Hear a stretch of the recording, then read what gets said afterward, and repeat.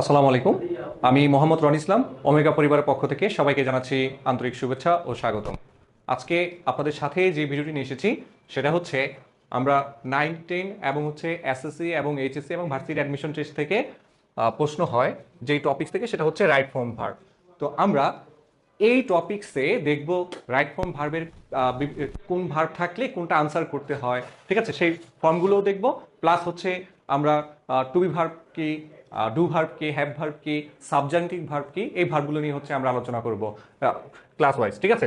তাহলে দেখো, এখানে যেহেতু আমাদের প্রথম ক্লাস, রাইট ফর্ম ভার্বে প্রতিবারই হচ্ছে একটা প্রশ্ন এসে থাকে যে টু বি ভার্ব থাকলে আমরা কোনটা আনসার করব আর টু হ্যাভ ভার্ব থাকলে আমরা কোনটা আনসার করব, তাই না? একটু দেখো, আমি এখানে দিয়ে রেখেছি যে টু বি ভার্বগুলো, যারা আছেন অবশ্যই নোট দিয়ে রাখবেন। টু বি ভার্ব বলতে আমরা বোঝাই am is are, was were, be, been, will be. কোনো মরাল ভার্বের সাথে যদি বি শব্দটা থাকে তখনও কিন্তু হচ্ছে সেটা টু বি ভার্ব। এখন এই টু বি ভার্বগুলোর পর বেসিক্যালি হচ্ছে আমার ভার্বের থ্রি ফর্মটা বসে, যদি সেটা প্যাসিভ ফর্মে হয়। আমি আবার একটু ক্লিয়ার করে বলছি, যখন দেখবা যে হচ্ছে টু বি ভার্ব, আমার টু বি ভার্বটি পর আমরা ভি থ্রি বসাবো নাকি ভার্বের সাথে আইএনজি বসাবো, তাই না? যখন দেখবা তোমার সেন্টেন্সটা বা তোমার বাক্যটি প্যাসিভ ফর্মে আছে, তাও যদি না বুঝি, কোনো সেন্টেন্সে শুরুতে যদি হচ্ছে সাবজেক্টকে দেখতে পাও যে সাবজেক্টটি আছে বস্তু, সাবজেক্টটি কিসে আছে?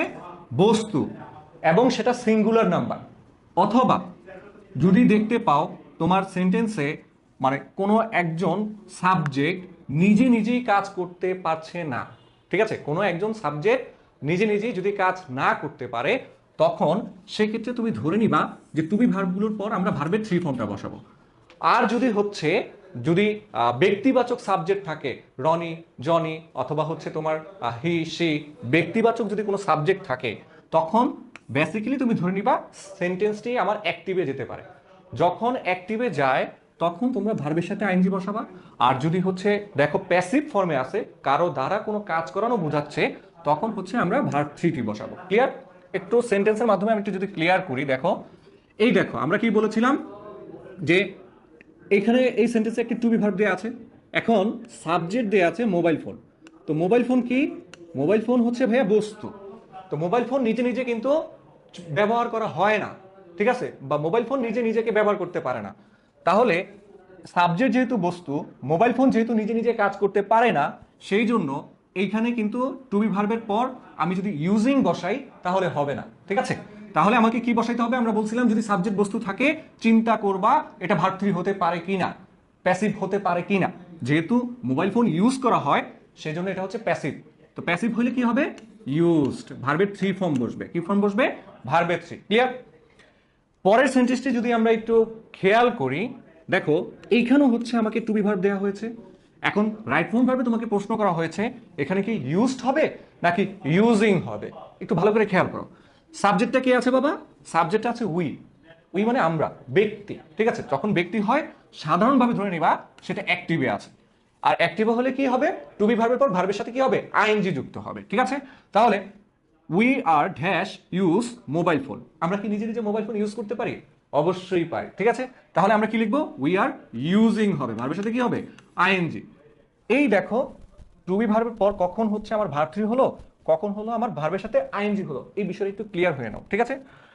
আরো একটি উদাহরণ যদি আমরা দেই, মোবাইল ফোন শুড বি, দেখো এই যে এটা হচ্ছে আমার বি ভার্ব, সাবজেক্ট কে আছে? মোবাইল ফোন, বস্তু। ক্লিয়ার না? যদি বস্তু হয় তাহলে আমরা কি বলছিলাম যে হচ্ছে বেসিক্যালি ভার্বের থ্রি ফর্মে হবে, কারণ এটা হবে কি? প্যাসিভ ফর্মে আছে, ঠিক আছে। কি ফর্মে আছে? প্যাসিভ ফর্মে আছে সেন্টেন্সটি।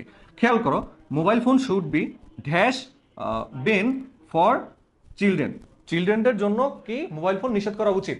তাহলে বস্তু যেহেতু, নিষেধ তো নিজে নিজে হবে না, তাই না?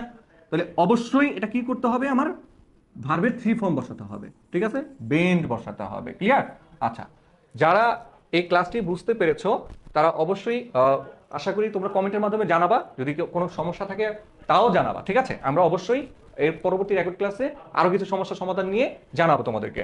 তো এখানে দেখো যে টু হ্যাভ ভার্ব হচ্ছে হ্যাভ, হ্যাজ, হ্যাড, এগুলোর পর বেসিক্যালি হচ্ছে তুমি ভার্ব থ্রি বসাই দিলে কিন্তু তোমার আনসারটা হয়ে যাবে। তার জন্য প্রেজেন্ট পারফেক্ট টেন্সের কিছু রুলস আছে, সেগুলো তোমাকে জানতে হবে, ঠিক আছে।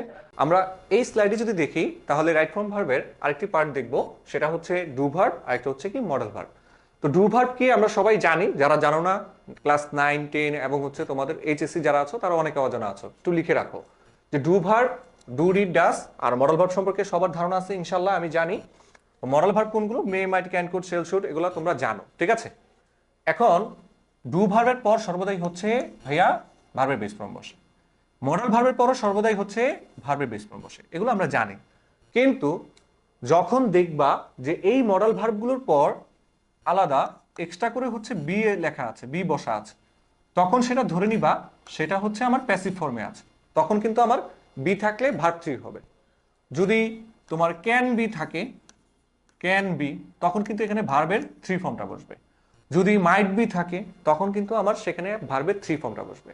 আর যখন নাকি হচ্ছে এই মডেল ভার্বগুলো স্বাধীনভাবে বসবে তখন কিন্তু ভার্বের বেস ফর্ম বসবে, ঠিক আছে। তো পূর্ববর্তী স্লাইডে কিন্তু দেখিয়েছি যে কখন প্যাসিভ ফর্ম হয়, কখন হচ্ছে আমার অ্যাক্টিভ ফর্ম হয়, তাই না? তো কিছু উদাহরণের মাধ্যমে যদি দেখি, আমি এক্সাম্পল দিয়ে রেখেছি যে উদাহরণগুলো আসে বেসিক্যালি। তো দেখো একটু খেয়াল করো, আমরা যদি খেয়াল করি শি ডিড, এই দেখো এইখানে কিন্তু আমার ডু ভার্ব ইউজ করা হয়েছে, ডিড অ্যান্ড। ডু, ডিড, ডাস আমরা দেখা মাত্রই যখন দেখব যে হচ্ছে আমাকে আরেকটা ভার্ব চাওয়া হয়েছে তখন কিন্তু আমরা ভার্বের বেস ফর্ম বসাবো, অর্থাৎ এখানে কি বসবে? নই বসবে, ক্লিয়ার? কারণ এইটা আমার পাস্ট টেন্সে থাকুক আর প্রেজেন্ট টেন্সে থাকুক, যখন ডু ভার্ব থাকবে ডু ভার্বের পর আমরা ভার্বের বেস ফর্ম ইউজ করব। আশা করি বুঝতে পেরেছো। আর she didn't know how to use mobile phone, clear? এরপরে সেন্টেন্সটা যদি খেয়াল করি, দেখো I can dash a mobile phone, okay. এখানে দেখো যে ক্যান, ক্যান হচ্ছে কি ভাইয়া?